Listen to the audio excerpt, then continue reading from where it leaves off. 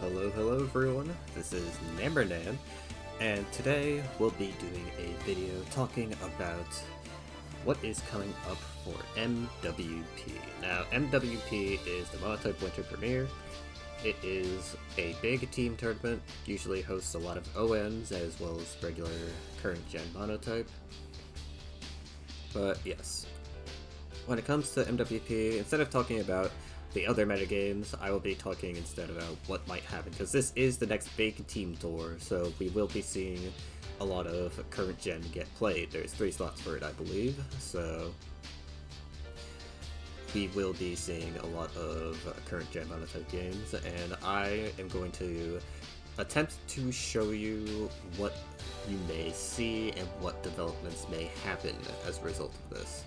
So, first things first, let's talk about the elephant in the room, which is Dark. So, I don't really have any teams to show you, but I'll give you ideas of what will happen. So, there are 2 types of Dark that are pretty popular right now, and that would be DDRM and Low Kick Dark. Now, I've had people tell me that DDRM statistically isn't doing that well, and I definitely do see that through looking at replays of previous Mono tournaments before MWP, but I've also seen a few replays of it actually working and seeming really good.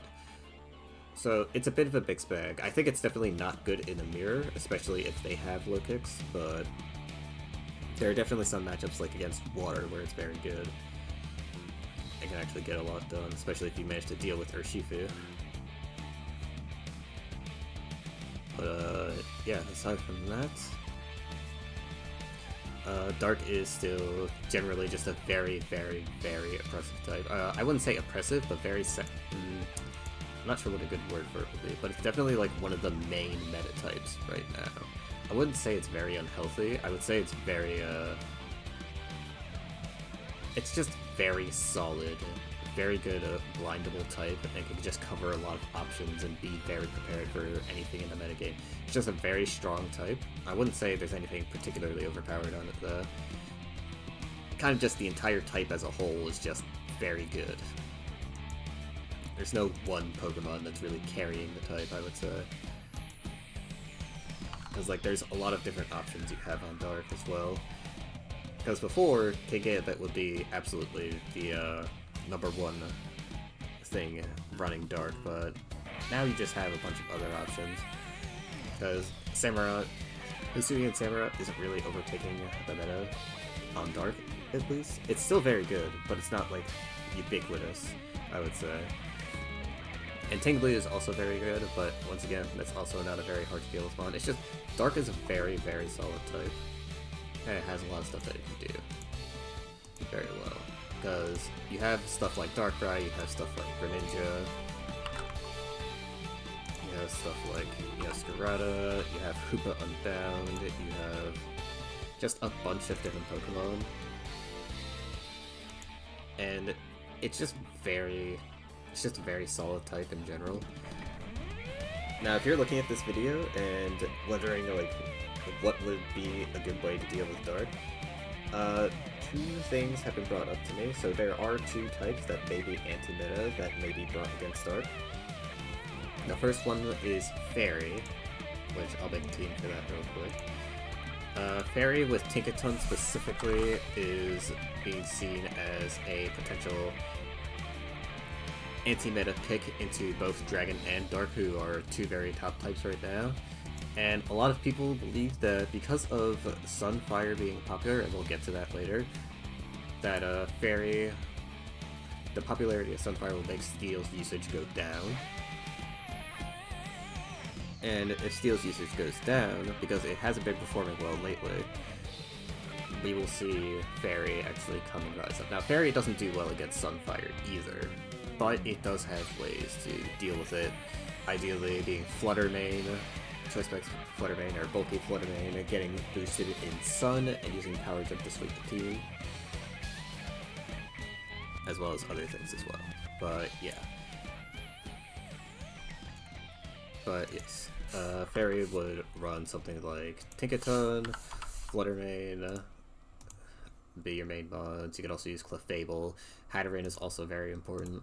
Just generally, like, very solid Pokemon that Fairy has access to, and they all mesh together decently well. Fairy has never been like a bad type, it's just not really super metagame, or super oppressive on the metagame, especially since Steel was very good, and it still is a very good matchup into Fairy. Fairy doesn't really have a lot of ways to deal with that type, so it's still very risky for people to bring it, but I believe that some people will start building innovations specifically around an Enamorus or Clefable, for example.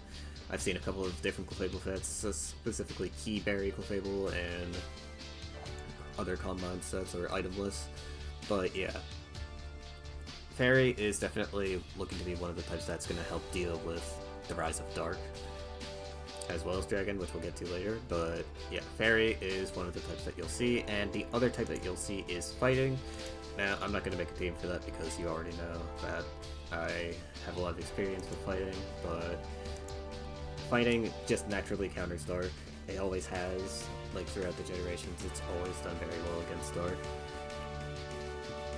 And it's more than just a type matchup. Dark typically tends to run like bulky offense or hyper offense, and Fighting just naturally always beats them out in the hyper offense due to type advantage and their mons just being generally better at dealing with Dark mons. But yeah, putting that aside, Fighting is also good into Steel, and it also does decently into Dragon, so Fighting and Fairy are two types to watch out for sure.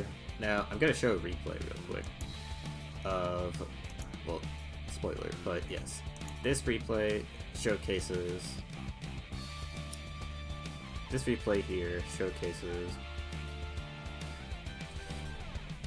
Trichotomy and Amphibian and Monotype Swiss, I believe. And these two played each other for a, I believe it was the top spot in the Swiss law. But yeah, basically this is another big tournament. It was an individual tournament, so it didn't get as much news, but yeah. This replay shows that Dew and Trichotomy are facing off. Sun, Fire, which has been controversial recently, and regular Dark.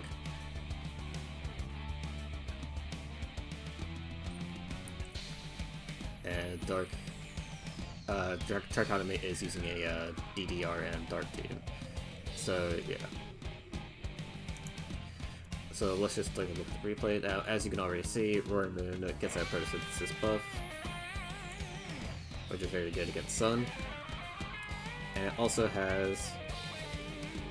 Trichotomy also interestingly has Overquill. This is something I want to experiment with later, but we won't get into that right now because it's obviously not meta. But he also does have Chronon, but Chronon's notorious for just being a very good breaker in general on specific teams, so I'm not really going to go into that.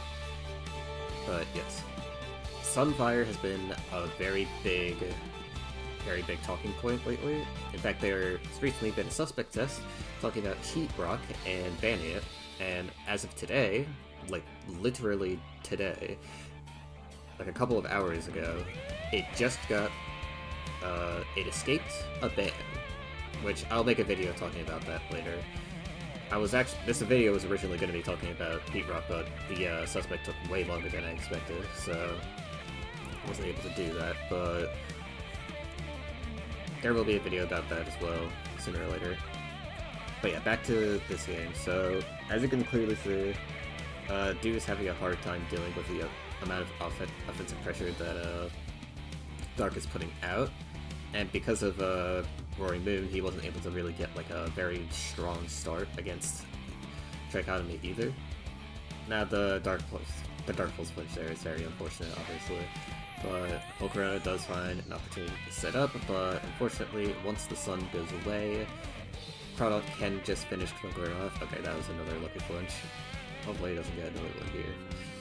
But yeah, Volcarona, also another very, very popular mon on Fire, and has been doing a lot of work lately.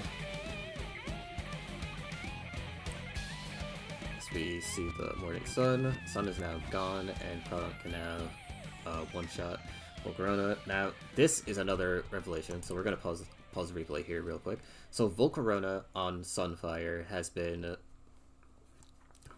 running wisp sets, or substitute wisp sets, or just regular wisp sets with Morning Sun and Quiver Dance.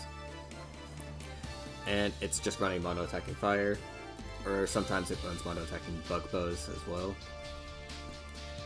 These sets have been very, very frustrating to deal with because most of the time you would put in your physical attacker because you don't want to put a special attacker into a already set up Volcarona unless you know you're going to get a crit. So you put in your physical attacker, and since most people run the Volcarona spread, they're already going to probably not get one shot.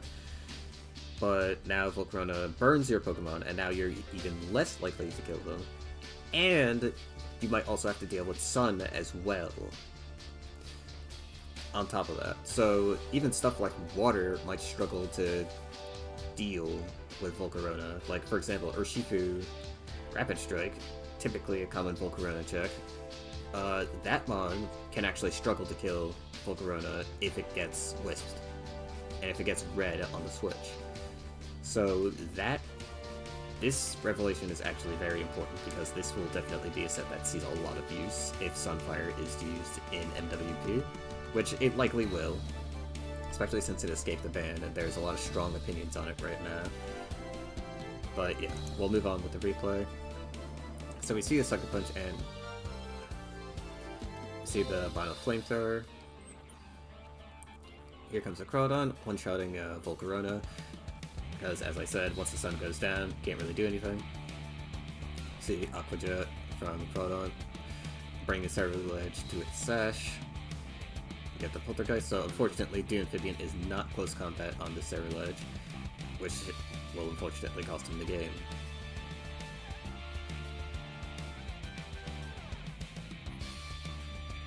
And Trichotomy does a bit of last mind games, but you already know this is going. Since it didn't matter what Trichotomy did there, he would still lose to Darkrai regardless, because it's obviously not choiced. So, and even if it was choiced, Sucker Punch and Crawdon gets killed, it's not killing Darkrai or Overqwil. Overqwil actually didn't do anything this game. I think I have an idea of what it was. I think it is Spikes, but I'm not entirely sure what other moves it might have had and what purpose it serves. It's obviously supposed to be it's like a physical Muckalolo replacement, I would say, but I'm not sure why he would have that. But ignoring that, we will go back to, hold on. Alright, sorry about that. But yeah, we're back here, and we're gonna discuss the next type I want to talk about. But yeah, as you saw in that Dark replay, it's very strong against Sunfire, and it just, in general, has very good offensive pressure. There are two types of Dark that will likely be brought, and I think I did say this in the beginning before, but I'll just repeat it again.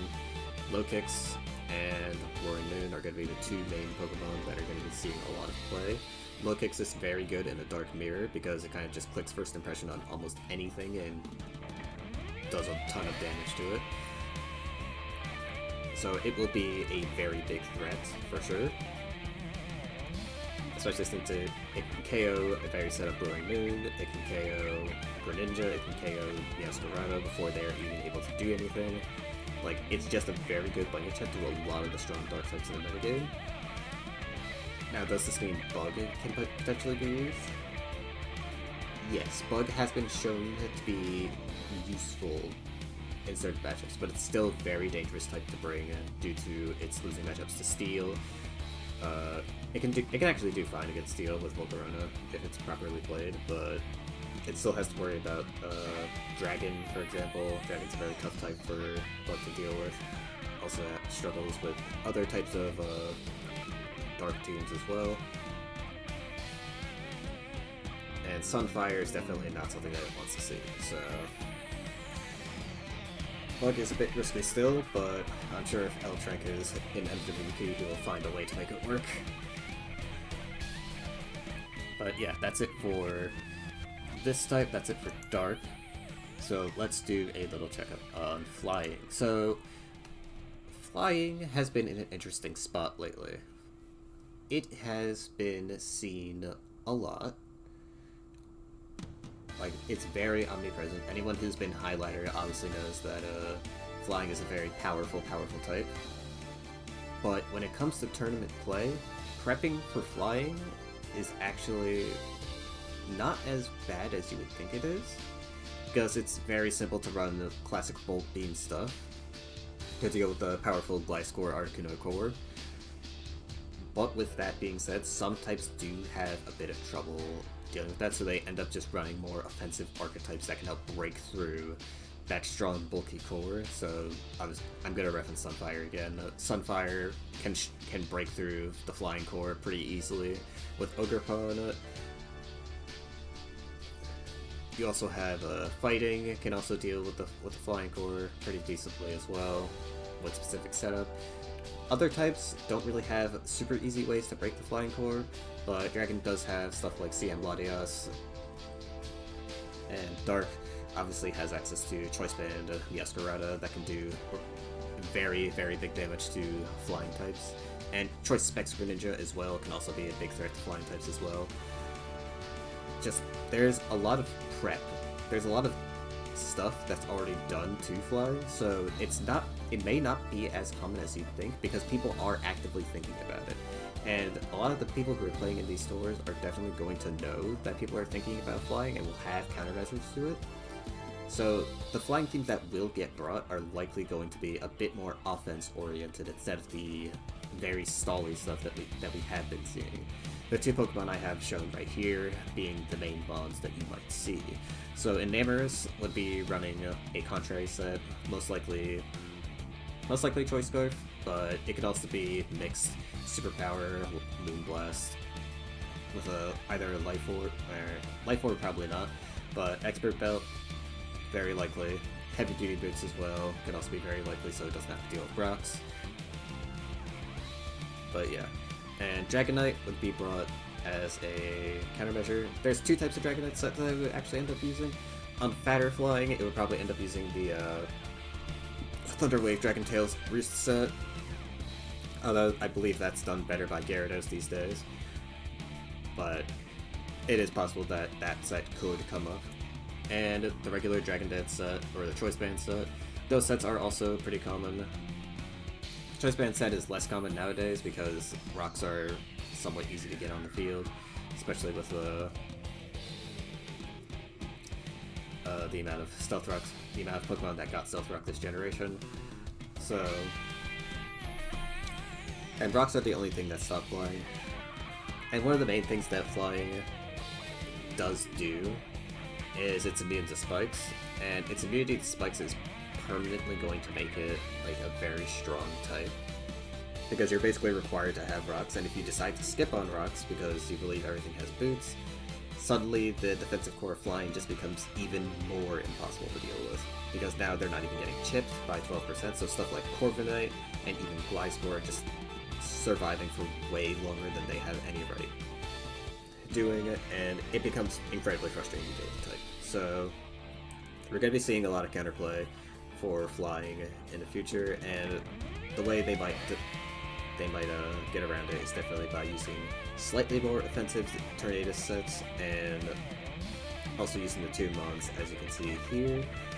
It'll likely still end up using the standard defensive core of Gliscor and Articuno, but I could also see substitute Landorus Therian sets, so let me just bring this up real quick. So substitute bulk up sets with a Smackdown, or was it Smack? It probably was Smackdown. Smackdown Earthquake with leftovers and a bulky spread. This set could be very popular as well, and it would be more bulky offense instead of the semi-stall stuff we've been seeing.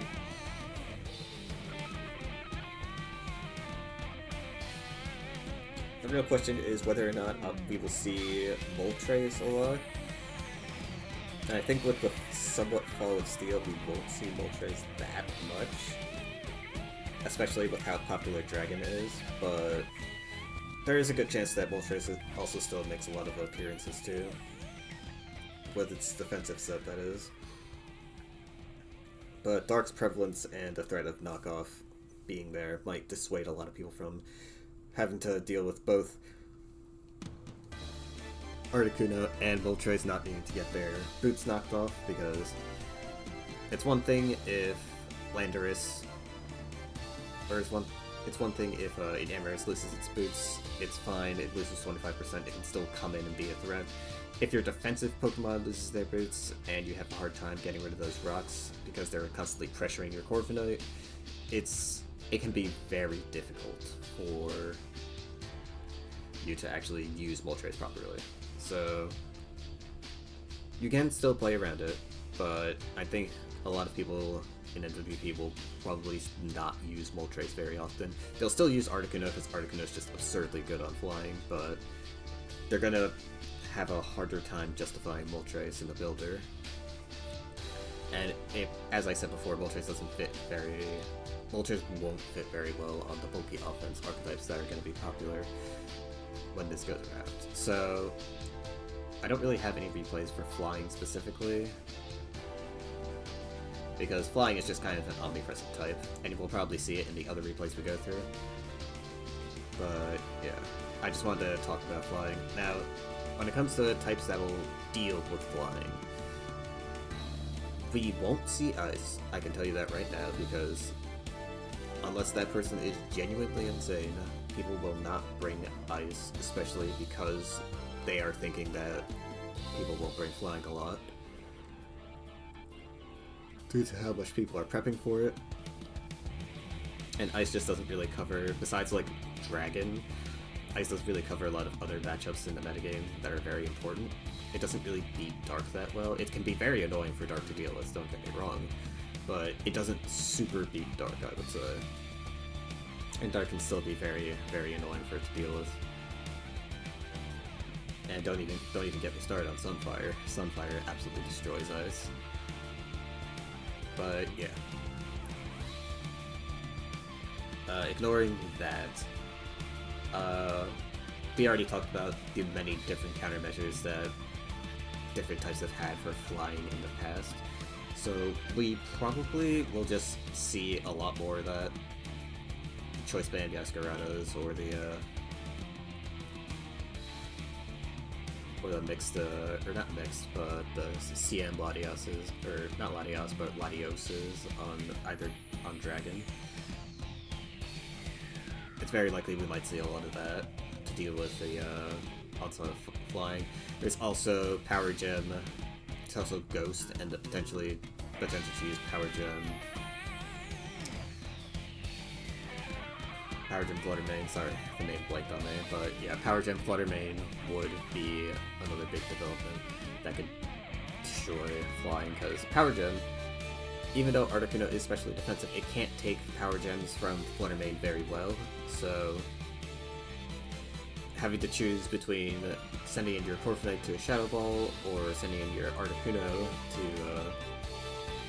have to take a Power Gem is very risky, especially with that special defense drop. If that happens to either Corviknight or Articuno, that could greatly ruin your game for the flying team. So Ghost could be a decent thing to deal with flying. Only issue is that Ghost would have problems trying to keep Cerulite's sash intact. But aside from that, flying versus Ghost would probably be a matchup that a lot of people will see in MWP. It's not going to be a common matchup, but it will be a matchup that happens, and it will be a matchup that people are thinking about when they're building their teams and getting prepped. But yeah, that's it for flying. Let's move on to the next thing, which is Sandless Ground. So Sandless Ground has been on the rise lately. A lot of people have been talking about Gliscor specifically, because Gliscor is another mod that's been very controversial lately. Its fatter sets, not really its setup sets, are being seen as very unhealthy, and just being able to do too much. Mainly its access to Earthquake, and its choice of either substitute, or Protect. Basically, Earthquake, Protect are basically your two required moves on Gliscor, and then you have a lot of options for what you can do else. You can do Spikes, you can do Knockoff if you wish, you can do Sword Stance over Spikes, you can do Sword Stance.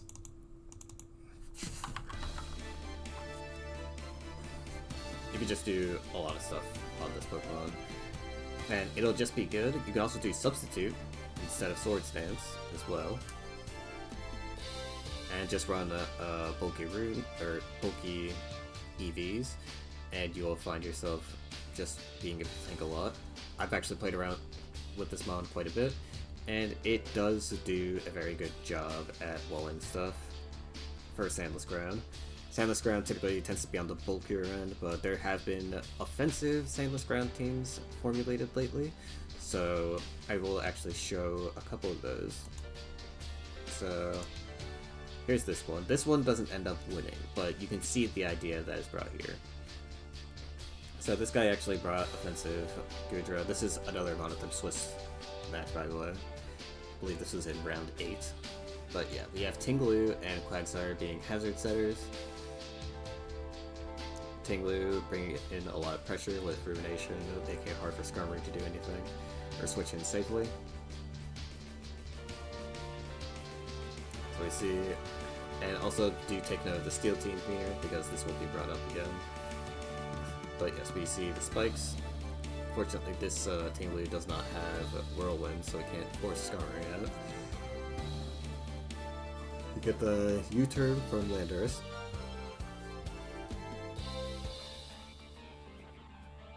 Skarmory comes back in. Oh, and it does have Whirlwind actually, my bad.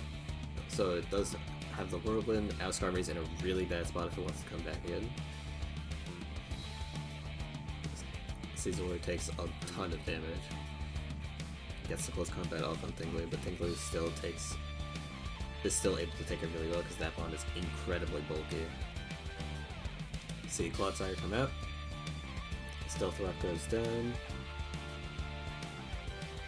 Iron Tread comes out. Skarmory lives.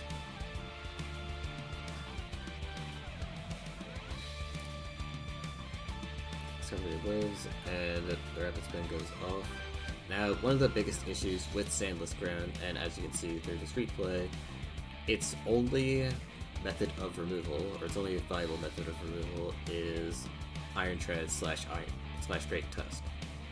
And it is very difficult for those two to spin in this metagame, especially with stuff like Goldango running around. Because both of those mons do not like getting burnt, and if they do get burnt, it's not very good for them, because it greatly affects their ability to check other stuff that might be problematic for the type, such as Volcarona again, or something else, some other physical steel type, like Caesar or Bisharp. But yeah, those mons do not like getting burnt, and they also get worn down very easily because they don't have recovery, and I have a hard time really switching into the field, because their typing, while it's decent, it isn't very good for switching into stuff that ground needs switch-ins for. So stuff like water, stuff like ice, and grass, they don't really take those strong hits very well at all.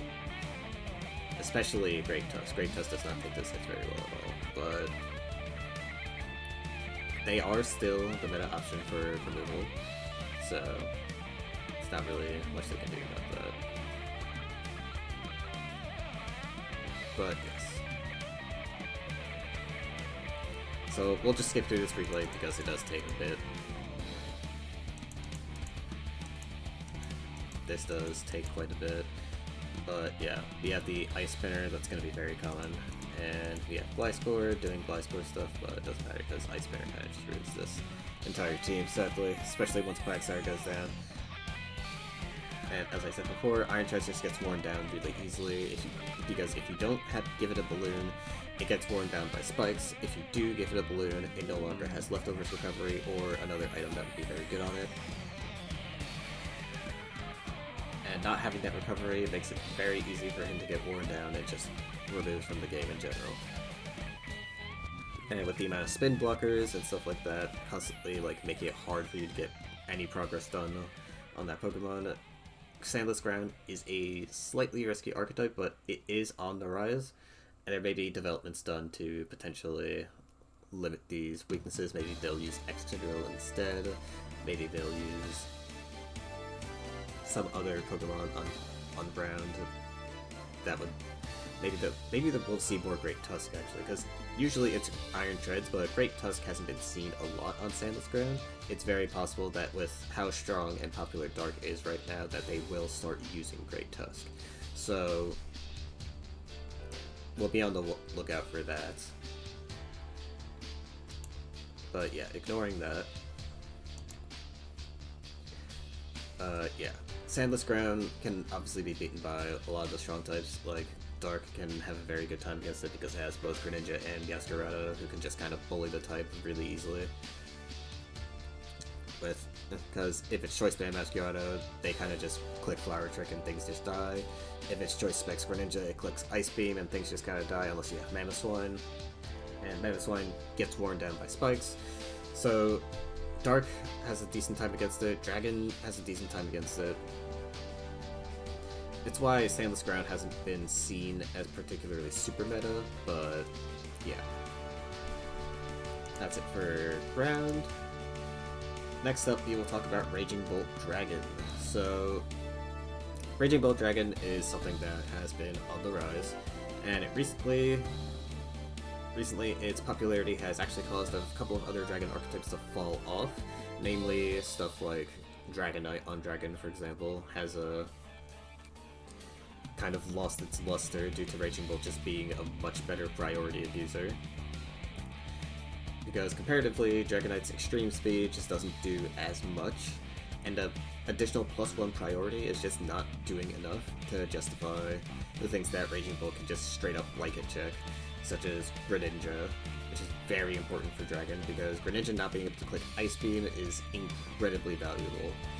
Dragonite can't threaten Greninja from 88% HP unless it's Choice Band, and even then it's still like, I still believe it's like a roll. So it's very hard for Dragonite to threaten, and it gets one-shot by Ice Beam regardless.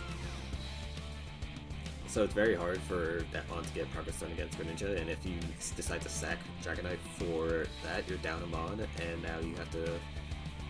You still have a lot of stuff on Dragon that can still help you win the matchup, but Dark still has a lot of stuff that can deal with your team. Like the aforementioned Masquerada. Masquerada still has access to Triple Axle, or Play Rough, even worse. So being able to just straight up nullify Greninja as like a problem is super, super valuable and cannot be understated. But yeah, it's also just strong against water in general and water types, which is something that Dragon does like being able to do. And it pairs very strong offensive cores with other Pokemon as well. Namely stuff like Roaring Moon, Walking Wake is also another.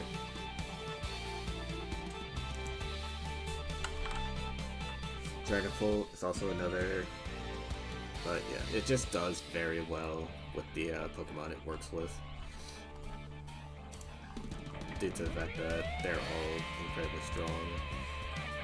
Garchomp has also been on the rise on Dragon as well, due to Spike's just being strong. So Spike's offense teams have been very powerful, and Raging Bolt abuses those spikes to high heaven, especially if it decides to run a Choice Spec set with Volt Switch.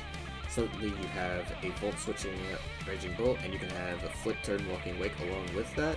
Suddenly you have a team that's incredibly, incredibly hard to deal with, and can just launch off powerful move after move, and constantly keep up momentum with their pivoting moves as well. So this type is definitely going to be on the rise, and especially with the Photosynthesis boost as well. And Walking Wake in general just being very strong against Sunfire. This type is absolutely going to be meta, and it's going to be probably, arguably, #1 type that people are prepping for. because this type has a lot of tricks up its sleeve, and each of them require different types of counterplay. Archaludon, especially, is one of the big mons that people want to prepare for, due to the popularity of the Scarf set picking up, even though I personally don't think that set is that great, but a lot of people do seem to be thinking it's good, so we might be seeing some of that in the future. Archaludon definitely is a mon that is going to be looked at intensely, though, during the tournament. It's also going to be looked at on Steel as well, but we'll get to that later. But yeah, that is pretty much it for Dragon. As I mentioned before, Fairy and Fighting are both going to be anti-meta types that are going to be good against this. Ice, potentially, could also be used against this. This type also notably can do well into Sunfire, as I mentioned before. And since Sunfire seems to be the thing that people want to spam to get free wins, I think that Dragon will probably see a lot of rise in usage, and there'll just be a lot of different techs introduced into each type. I can't really predict exactly what tech people will use on Dragon. I do still think it's going to be Walking Wake. There's going to be Kyurem, especially, since people will anticipate the mirror match. And the mirror match in Dragon is very, very important to prepare for Dragon, because if you don't prepare for the mirror match very well, you could very well end up losing, and if that's a tournament game, you cannot afford to just not be prepared for a type that's also popular showing up and being completely unprepared for it. So stuff like Kyurem is absolutely still going to be very present on Dragon. But yeah, when it comes to replays, I have a couple. So we have this replay from Monotype Swiss. And as you can see, Raging Bolt is right there. And it's up against a somewhat meta flying team. Typically don't see Zapdos a lot of flying these days, but it is still a pretty good mod. And this actually looks like one of the more offensive type teams that I was talking about. There's actually no Articuno present, which means it's very heavily reliant on Corviknight and Tornadus to do the special tanking. But yeah, another reason why Raging Bolt is good is because it also heavily threatens flying. Now this Raging Bolt doesn't have Balloon, but if it did have Balloon, it would be doing a lot to threaten Gliscor, and Gliscor's dead. Just like that. Now it's actually funny, because Raging Bolt actually survives an Earthquake from unboosted Gliscor, so Dew didn't even have to worry about it potentially killing. It was a pretty safe click unless it decided to go into an Amorous, but if he went into an Amorous, guess what? He could use Thunderclap and suddenly Dew's in an even worse situation. So it was a 50-50, and he lost 50-50, and it would have just led to more 50-50s. This mod just makes playing flying very uncomfortable. But yeah.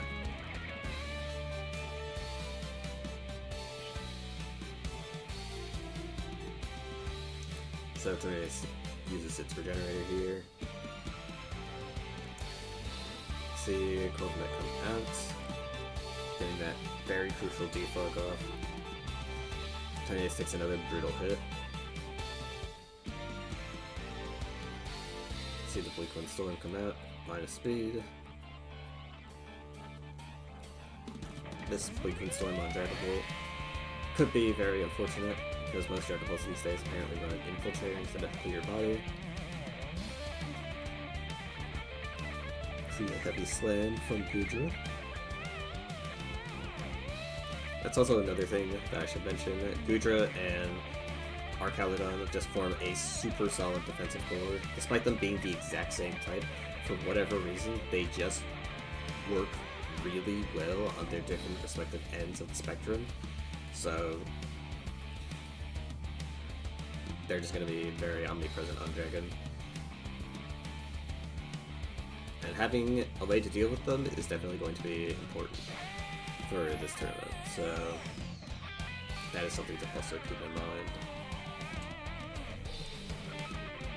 But yeah, you can see that this flying team is struggling to get through Dragon's super oppressive nature, and you have to remember, on top of all this, even if it does manage to wear down Raging Bolt, this team has Latias who can just Healing Wish into Raging Bolt and just heal it up to full, as you're about to see.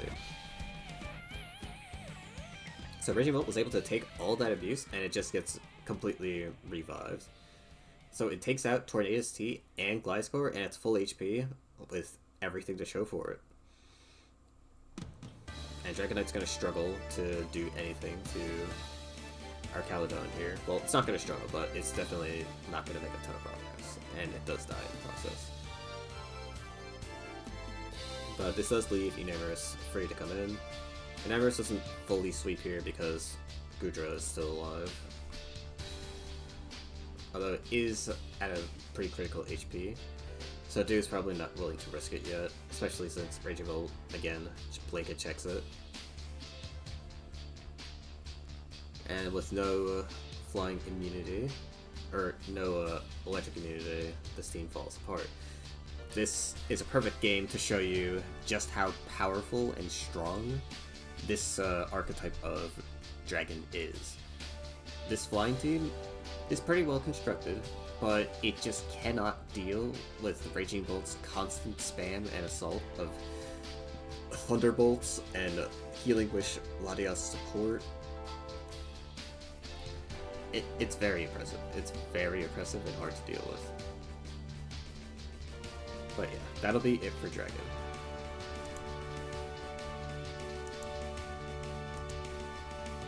So yeah, TLDR for Dragon. Fairy and Fighting are going to be brought to beat it. It's very strong against most of the meta types right now. Keep an eye on it. It will be very important to talk about. So, Sunfire. So when I originally made this team, the reason there's a question mark there is because I thought Heat Rock would get banned, but it did not get banned today.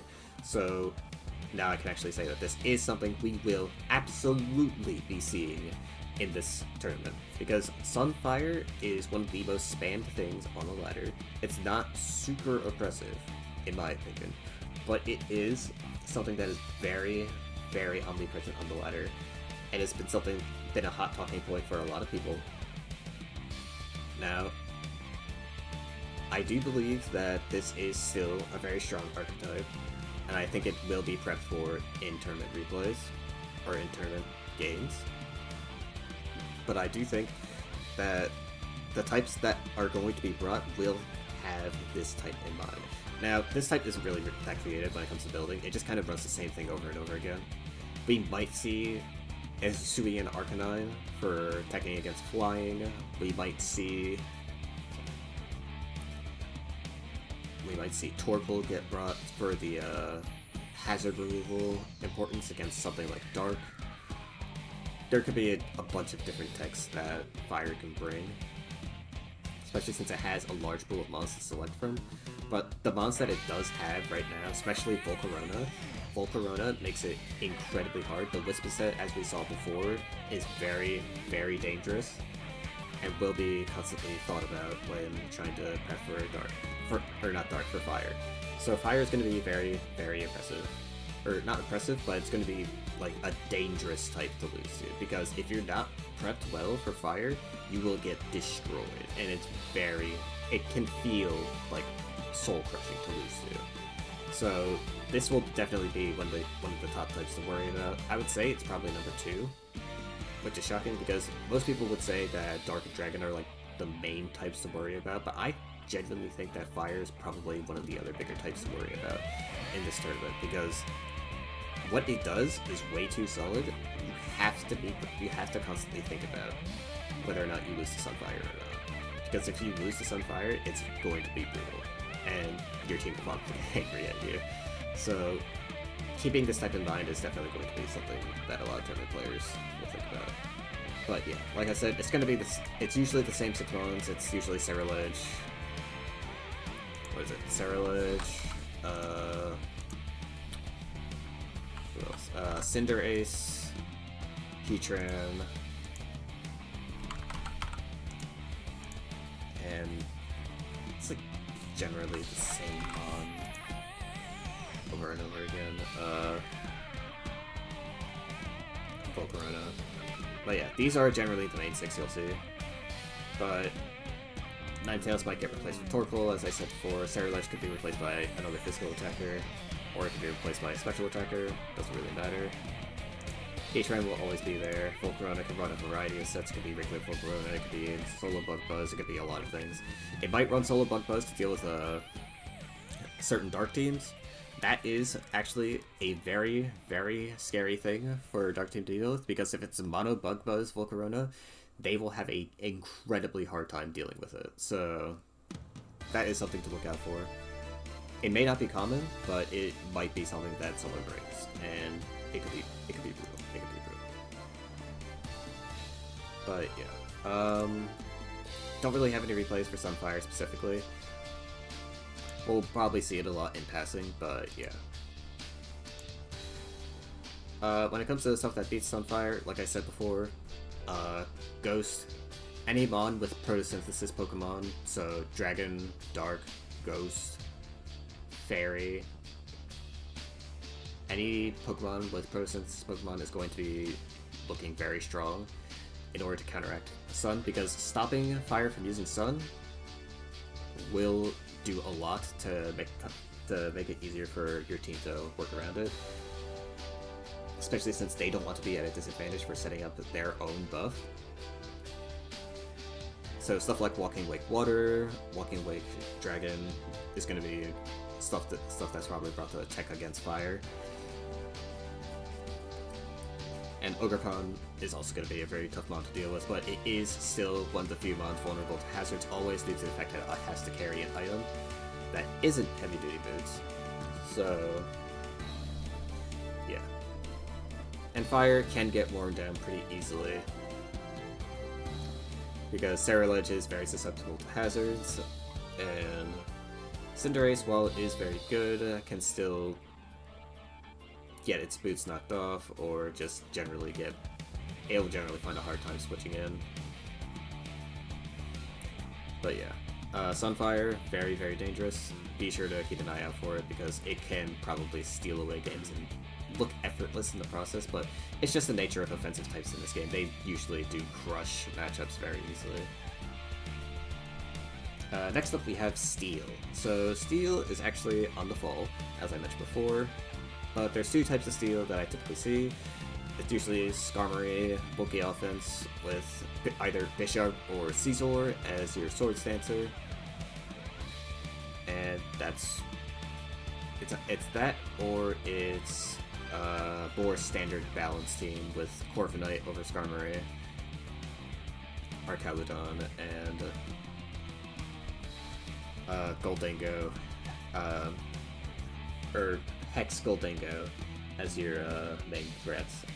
And you just basically spread status around with Arcaludon, Thunder Wave, or Will-O-Wisp from Heatran, or not even Will-O-Wisp, just Burns from Heatran in general from Lava Plume. But yeah, you'll see a lot of that. I don't really think there's going to be a ton of innovation done with Steel in this tournament, because, as I said, it is on the decline. But I do believe that there are definitely some things that Steel could do. There could be more offensive builds done with it. Or there could be a new Swords Dancer that decides to rise up, like Excadrill could potentially become a threat. Not saying it will, there's a chance that it might though. But yeah. Nothing too big about Steel. Let me show you a game of Steel real quick. So this is probably a matchup that we might see a lot in the MWP, fighting to counteract Steel. This matchup is actually not as easy as you would think, due to the fact that Bisharp can actually kind of destroy your entire team if your Iron Valiant gets too low. And as you can see, Scizor is just brutally beating a lot of these Pokemon with both Bullet Punch or Dual Wing Beat.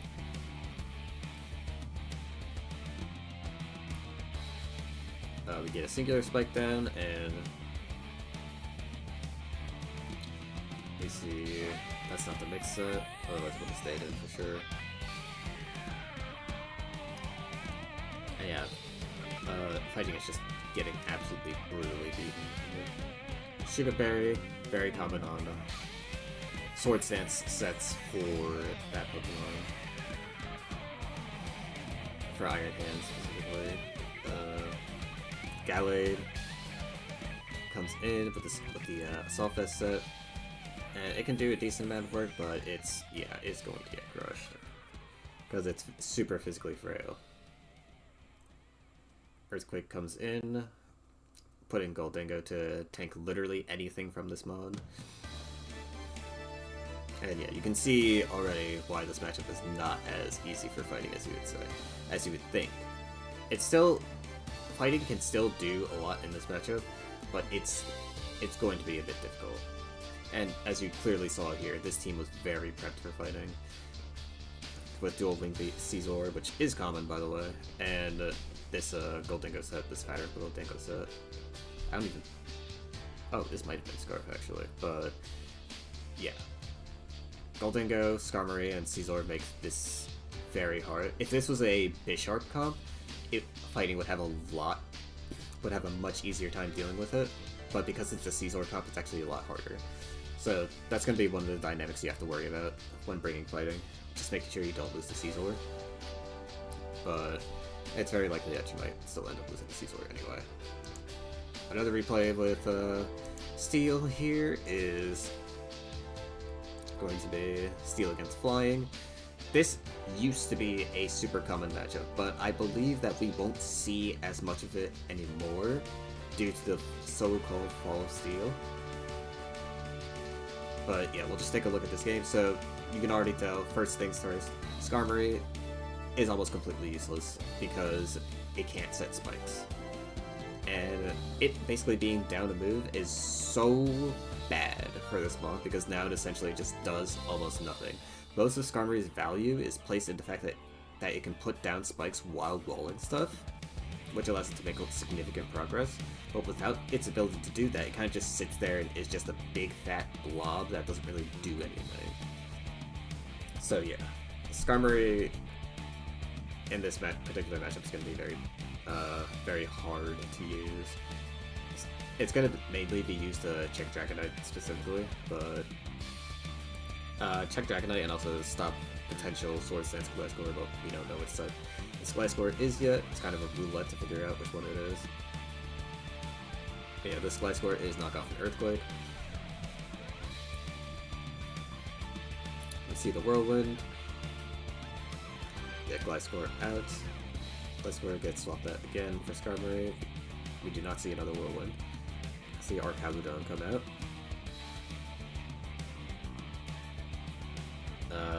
Big Draco Meteor, but it gets stuffed by Corviknight.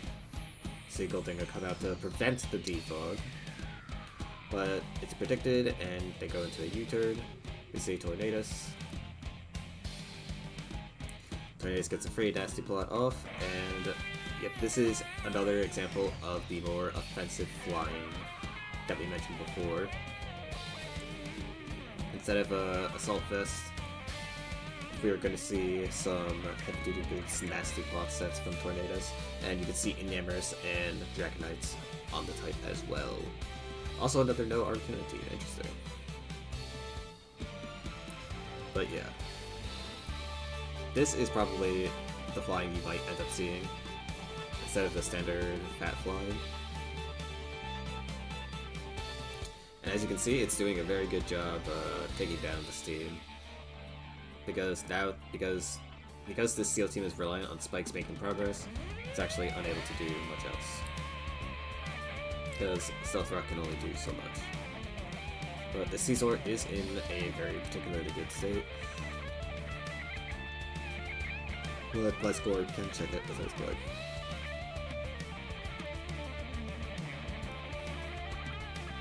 Corv comes in again. Corv is typically going to be especially defensive, it's not going to be physically defensive. In the past it used to be physically defensive, but, well, it's on a team with Skarmory, so it's obviously going to be especially defensive. Corv isn't really that much of a common core, but it's definitely useful for sure. But yeah, we have the Choice Band Dragonite here.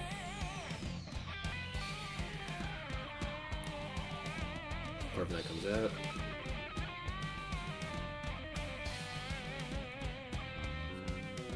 See, U-turn come out to pop the Iron Treads balloon. Interestingly, this flying team does not have Landorus on it, which I feel is going to be a very common mon. But they probably felt like their last core set basically did enough of Landorus' job for it. But yeah, you can pretty much tell where this game is going to go. They're going to get destroyed.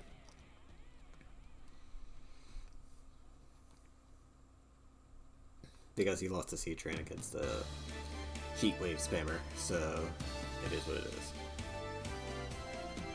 But yeah, that would be it for Steel. So yeah, as we mentioned before, Steel is just going to get Land Blasted, or depending on the Sword Stance user, Steel will either get destroyed by fighting, or it will get destroyed by Ghost.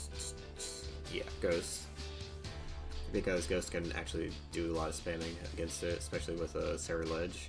Cerulege with close combat, in particular, being very dangerous for that type, because Heatran can't even switch into it. So yeah. Ghost is something that... Ghost is definitely going to be an interesting anti-meta type. It's not going to be the meta, but it's definitely an interesting counterpick type that can do a lot to the strong meta types in this tournament.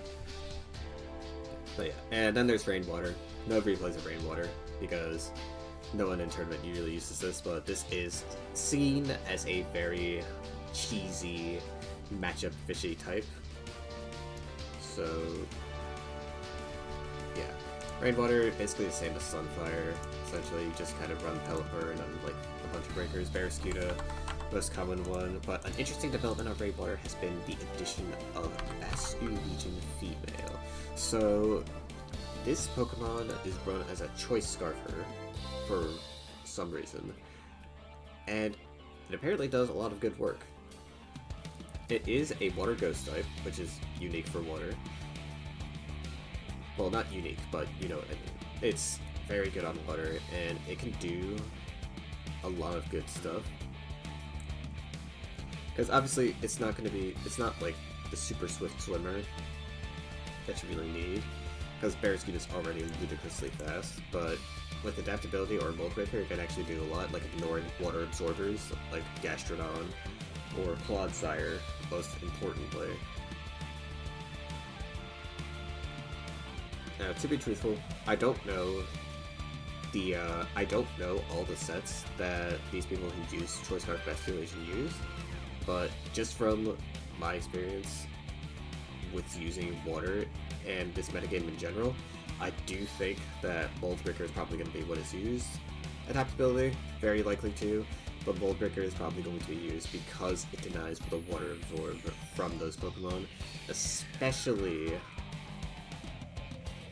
stuff like Ogerpon, who might decide to come in on this mon, because well, it's not going to go in Mold Breaker, obviously, but yeah. Yeah, Basculegion, definitely good mon, immune to Rock Punch, fighting moves in general, so it kind of just dissuades fighting types from kind of just clicking on the type for free.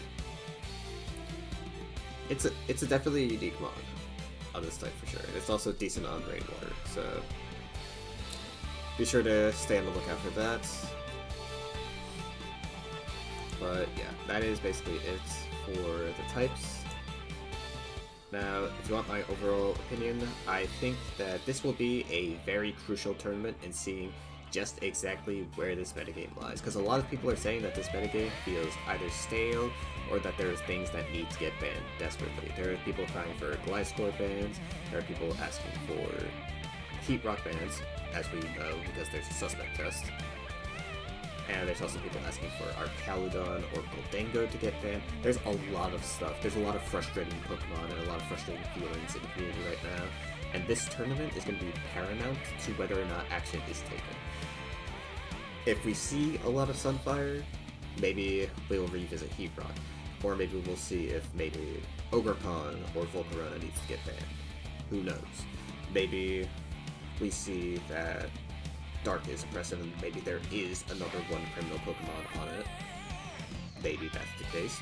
Maybe Greninja gets banned. Very unlikely. But maybe something on Dark gets suspect tested. Maybe Gliscor just completely dominates the entire tournament, and maybe Gliscor gets suspected.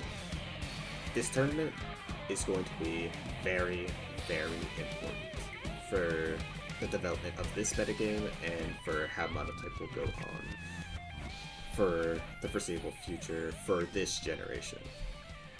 At least until Champions comes out, which I predict will be when the metagame slightly changes. But yeah.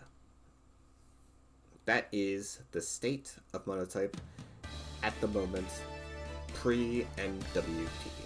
So if you have anything you want to say in the comments, let me know. I'll try and discuss it with you. But yeah, I've talked to a lot of players and asked for a lot of opinions, and this is what is generally thought of right now. This is generally the thoughts of the community right now, and how people feel about the metagame at the moment. So we have a bunch of types that are potentially going to be seen, some anti-meta types that might be seen as well. There's a lot. There's a lot that's going to go on in this tournament, and I'm very, very interested to see. I'm also not sure if I'm going to cover the tournament in full detail, but I will make sure to